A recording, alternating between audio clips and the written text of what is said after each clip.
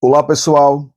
Começamos mais um Trocando Ideias. Antes de mais nada, eu queria agradecer a vocês pela parceria, pela companhia, pelo compartilhamento, pela inscrição no canal, por curtir o canal, por divulgar os vídeos. Eu tenho recebido muitos retornos, e-mails, comentários, retornos por meio de outras redes sociais com as quais eu lido. Então, assim, muito obrigado por fazer parte comigo desse sonho que é fazer desse canal o mais popular possível. Eu conto com a sua ajuda, eu conto com a sua colaboração. Então, começamos hoje a trocar ideias neste programa. E aí, o que é que você tem que fazer? Você tem que curtir o vídeo, compartilhar o vídeo, tocar o sininho, mas antes de tudo isso, algo muito importante é fazer a sua inscrição no canal. Você faz a sua inscrição no canal, você convida outras pessoas para que elas se inscrevam, porque quanto mais inscrições nós tivermos, mais visibilidade nós temos e mais popularidade o canal ganha e mais possibilidade de difusão, de trocarmos ideias sobre essas temáticas nós temos. Então eu conto com você aqui para me ajudar, para me apoiar, para a gente tratar sobre a saúde mental de crianças, adolescentes e jovens. Fica comigo e vamos lá.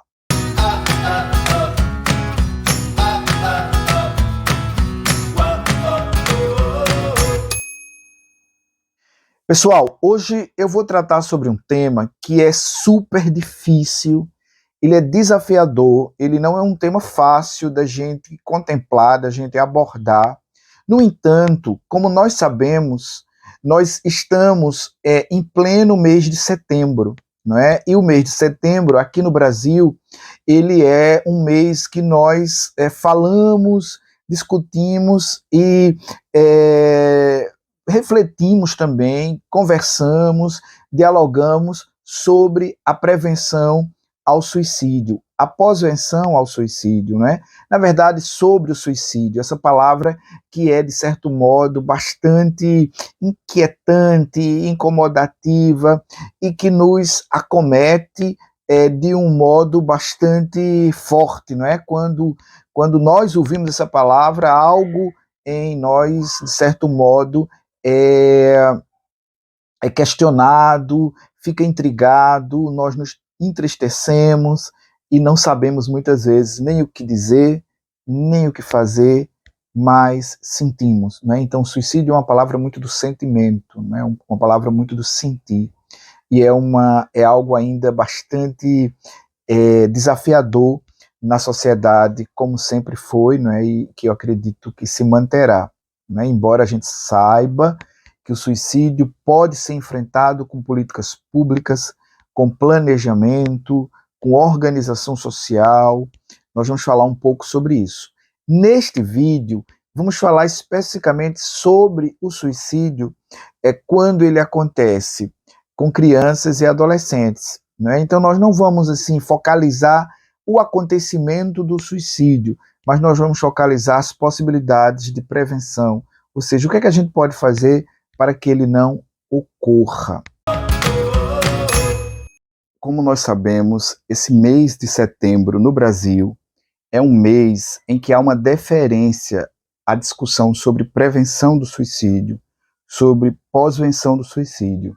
Suicídio é um tema muito desafiador, não é um tema que a gente não costuma tratar com muito conforto, não é? Ele exige de nós um certo preparo, ele exige de nós uma certa consubstancialidade, porque realmente ele precisa ser discutido, mas muitas vezes nós não sabemos como discuti-lo, nós não sabemos como fazer a discussão para que ele não se torne, digamos assim, comum, contagioso, para que pessoas que tenham vulnerabilidades mentais, vulnerabilidades emocionais, vulnerabilidades socioemocionais, como eu gosto de dizer, possam ser, digamos assim, afetadas com a discussão sobre suicídio. Então há de se ter muito cuidado em relação à comunicação sobre essa temática, em relação a acontecimentos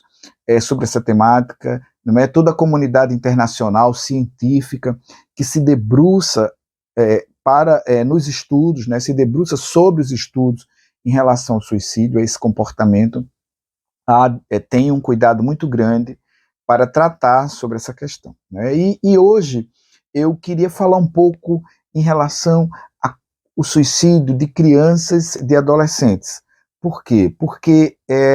E também de jovens, porque a gente sabe que, de modo geral, nós não nos atínhamos, né? Nós achávamos que esse tipo de comportamento não acometia crianças, adolescentes, não é? Nós achávamos que isso estava mais na fase jovem adulto, na fase mais, digamos assim, adulto de meia idade, até mesmo na fase da velhice, não é? Da vida da gente. Mas os últimos resultados de pesquisa nos mostram que, infelizmente, o comportamento suicida tem sido comum tanto em crianças quanto em adolescentes, e tem sido comum tanto em meninas quanto em meninos, tendo como característica mais expressiva a tentativa do suicídio para meninas e a concretização do suicídio para meninos. Em outras palavras, as meninas tentam mais e conseguem menos, os meninos tentam menos e conseguem mais. Então, é algo assim que é de um comportamento que atravessa os gêneros, mas, ao mesmo tempo, tem características, não é? Ou seja, as meninas, elas tentam mais e conseguem menos chegar ao resultado do suicídio, e os meninos, eles tentam menos, mas conseguem mais. Ou seja, o método que os meninos usam geralmente é um método que de fato ceifa a vida, e os métodos usados pelas meninas, que geralmente são métodos ligados à autointoxicação, esses métodos, embora façam muito mal ao organismo, não é, de quem tenta, mas ele não, de modo geral, eles não concretizam, não chegam a concretizar a morte propriamente dita, não é? Então isso é algo que a gente pondera sobre, não é? O mundo todo tem visto o suicídio como um grande problema na vida das pessoas, não é? É a segunda causa morte nos jovens, pessoas entre 15 e 29 anos, no mundo, e no Brasil é a quarta causa morte entre pessoas de 15 e 29 anos. Em 2019, uma pesquisa publicada pela Unifesp alerta o Brasil para um problema sério, que foi o aumento significativo nos índices de suicídio entre pessoas com a faixa etária de 10 a 14 anos.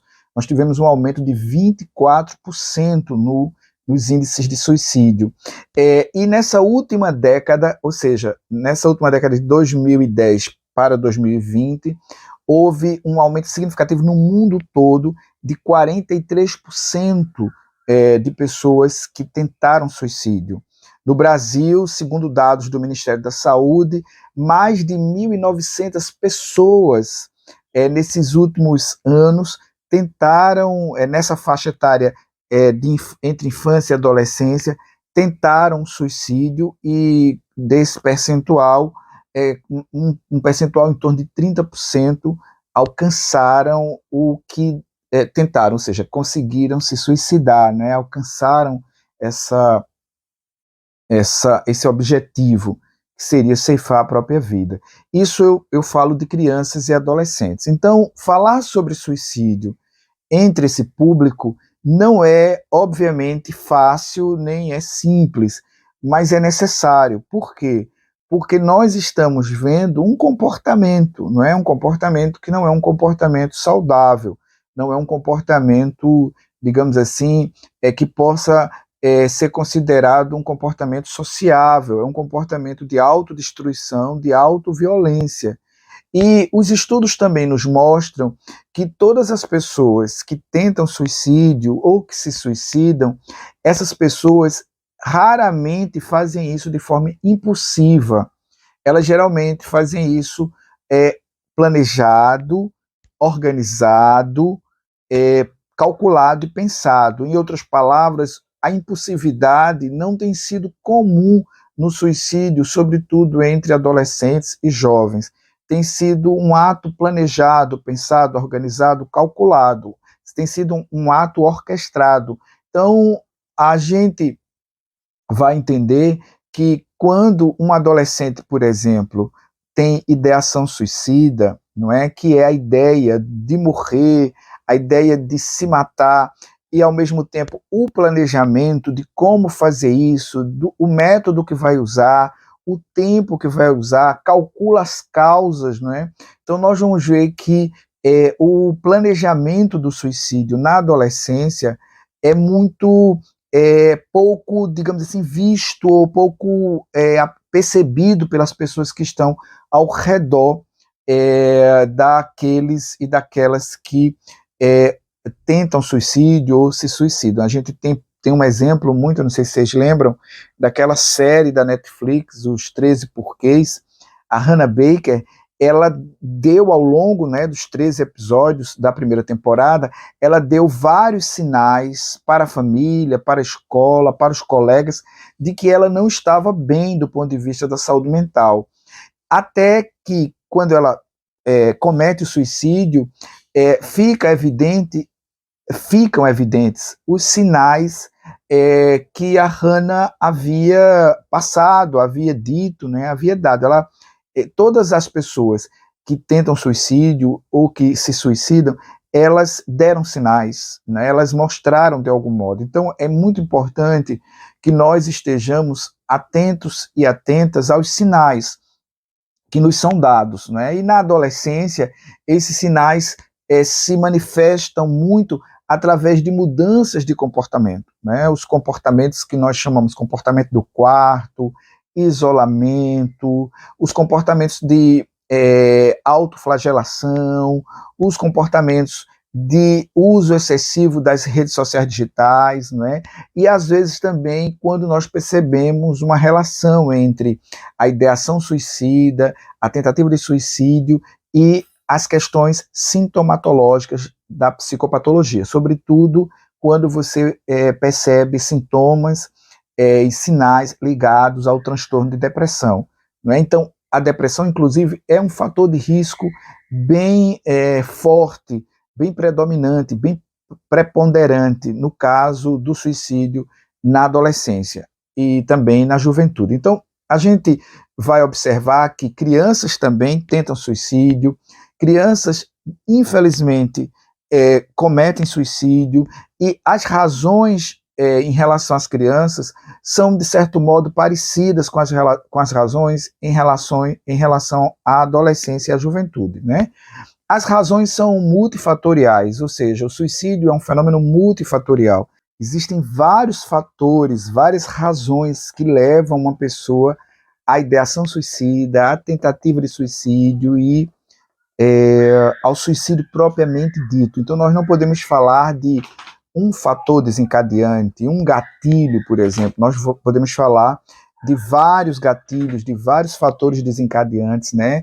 De vários fatores, muitas vezes, predisponentes, ou seja, eu tenho predisposição, e às vezes essa predisposição está associada a um transtorno de origem mental, a uma psicopatologia, né, a algo psicogenético, então, algo psicossocial. Então, assim, é possível dizer o suicídio, tanto na infância quanto na adolescência e na juventude, ele é multifatorial, assim também como na fase adulta, não é?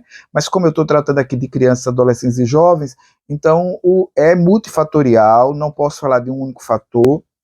Eu posso falar que meninas tentam mais, meninos conseguem mais, e também nós podemos falar que existem fatores protetivos e fatores de risco.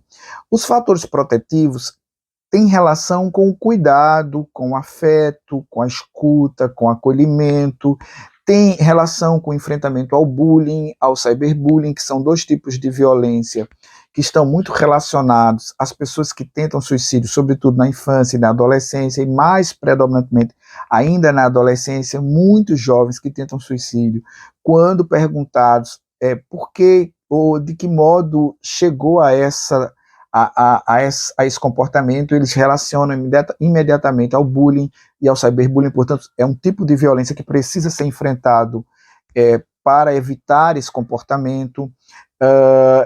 Então, nós vamos observar que há fatores que são protetivos, como no caso o afeto, o cuidado, o carinho, o acolhimento, e há fatores que são de risco, como a violência, o descuido, a negligência, o envolvimento, não é, com o bullying, com o cyberbullying. E essas questões, a falta de cuidado também, muitas vezes, quando nós estamos inseridos em grupos que são tóxicos, e também, muitas vezes, quando nós ouvimos muitas notícias sobre a possibilidade de você cometer o suicídio. Então, assim, existem fatores que são protetivos e fatores que são de risco. Esses fatores protetivos têm a ver com o que eu já falei, e os fatores de risco tem a ver também com o que eu já falei, mas eu queria só pontuar que um outro fator de risco é o uso excessivo das internets. Por quê?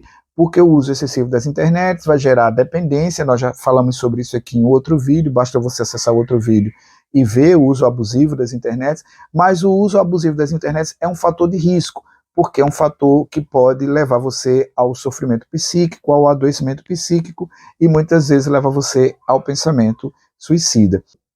Eu queria pedir a vocês que cuidassem muito das crianças, ouvissem as crianças, ouvissem os adolescentes, ficassem atentos, ficassem atentas, não negligenciassem, não esmurecessem, não achassem que o suicídio não pode acontecer com essa galerinha. Infelizmente pode, infelizmente acontece, os dados estão aí para mostrar, e eu espero que, de algum modo, esses poucos minutos aqui em que eu troco essa ideia com vocês tenham ajudado na reflexão sobre essa temática, tá bom?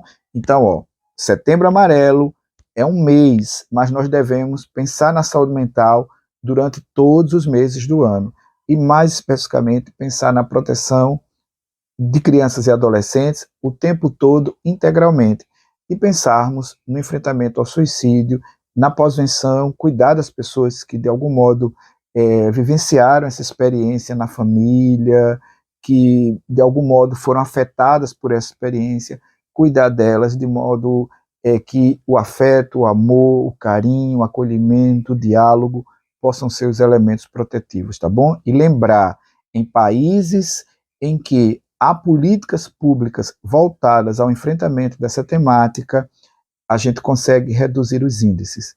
Então o Brasil tem que aprender com esses países e seguir na sua missão de ser um lugar bom para a gente viver, bom para criança, bom para adolescente, bom para jovem, bom para todo mundo. Ok? Vamos trocar ideias, se inscreva no canal, compartilhe esse vídeo se você gostou, deixe aqui embaixo comentários, sugestões, entre em contato comigo por meio do e-mail que está aqui na descrição, e a gente continua a trocar ideias. Tem muitas temáticas já sugeridas, e eu vou tentar aos pouquinhos ir contemplando todas elas, ok? Curte o vídeo, compartilha, se inscreve no canal, toca o sininho, vamos divulgar o Trocando Ideias para que a gente consiga alcançar o maior número de pessoas possível, e essas temáticas possam ser, digamos assim, ampliadas, né, possam ser difundidas e possam chegar em todas as casas. Esse é o meu objetivo, eu conto com o apoio de vocês, tá bom? Trocando Ideias aqui no YouTube.